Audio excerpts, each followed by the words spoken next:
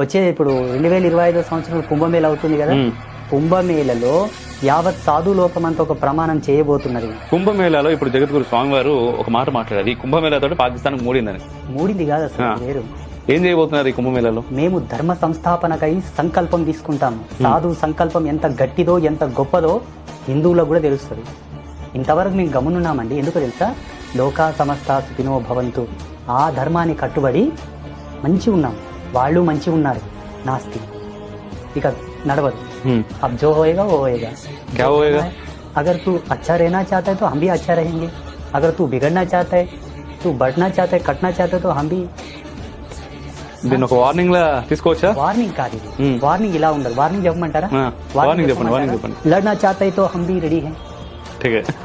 मिलना चाहता है तो हम भी रेडी हैं. हम भी रेडी है. ये वार्निंग. ओके.